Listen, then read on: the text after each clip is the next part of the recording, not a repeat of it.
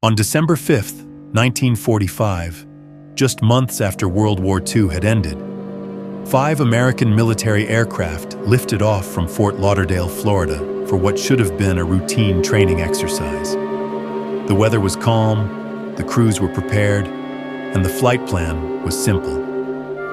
Yet by nightfall, every aircraft would be gone. No distress calls, no confirmed wreckage, no bodies. Their disappearance would become the event many people point to as the beginning of the Bermuda Triangle legend. The aircraft were TBM Avenger torpedo bombers, durable planes that had proven themselves in wartime. On this day, they carried student pilots learning over-water navigation. The group was known as Flight 19. Leading them was Lieutenant Charles Taylor, an experienced aviator with thousands of hours of flight time. The students trusted him completely. In a military formation, the leader's decision is the one everyone follows. The mission sounded easy: fly east from Florida, conduct a practice bombing run over a set of reefs, then turn north for a specific distance before heading southwest back to base. On a map, the route formed a triangle. It was the kind of assignment crews completed again and again. The bombing run went smoothly. Nothing seemed out of place. But shortly after 3 p.m., radio operators at Fort Lauderdale began receiving troubling transmissions. Taylor reported that his compasses were malfunctioning. Not just one, both. Without dependable instruments, he tried to determine their position by looking at the islands and the ocean below.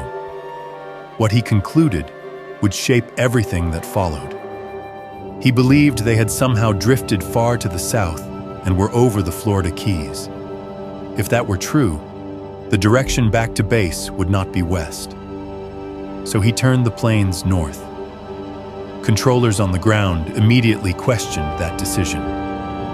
They told him again and again that flying west would bring them home.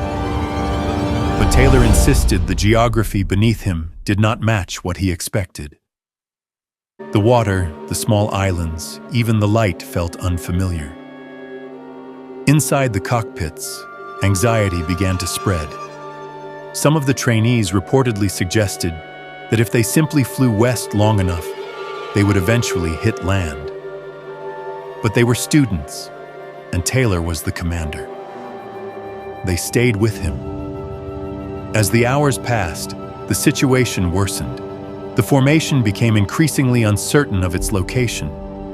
Weather and distance made radio communication harder. Fuel levels slowly dropped.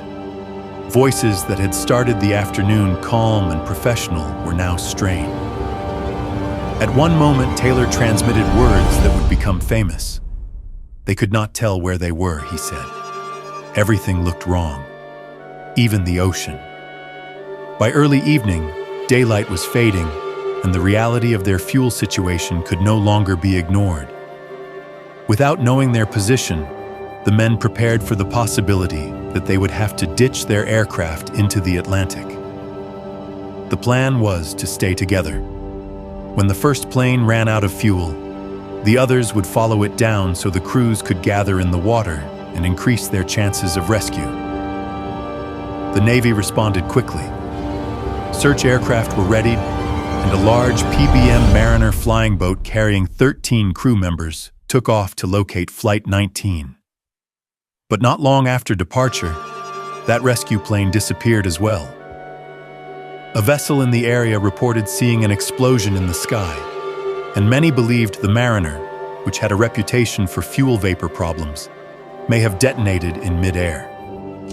Even so, the loss deepened the unfolding tragedy.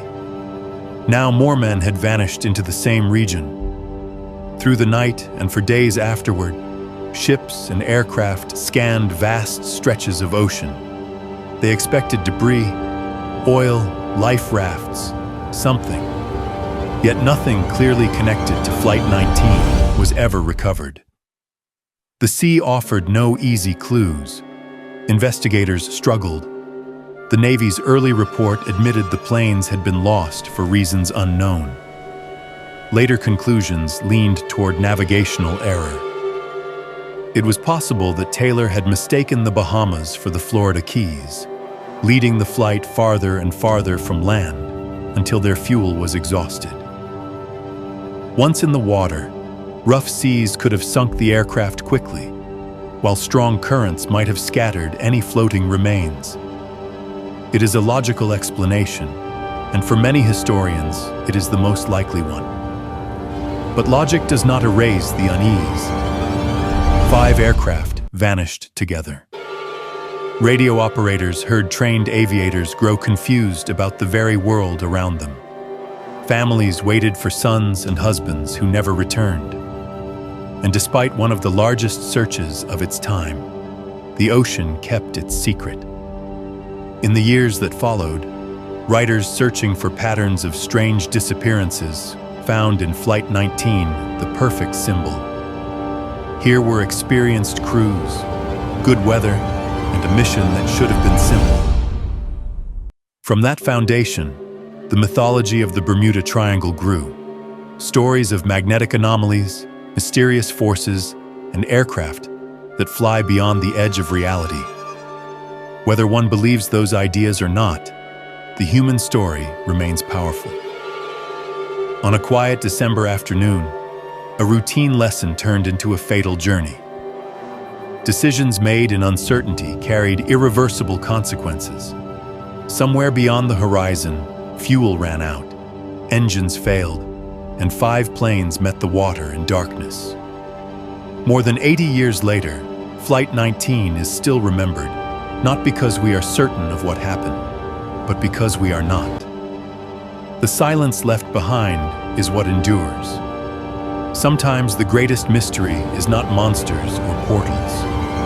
Sometimes it is simply being lost at sea.